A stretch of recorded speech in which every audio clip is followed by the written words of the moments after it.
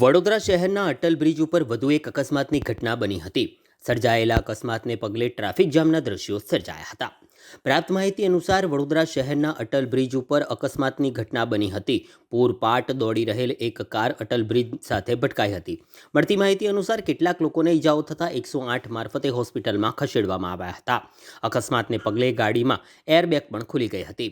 Four wheel કારમાં કોઈ પોલીસકર્મી હોય તેની ટોપી નજરે પડી હતી।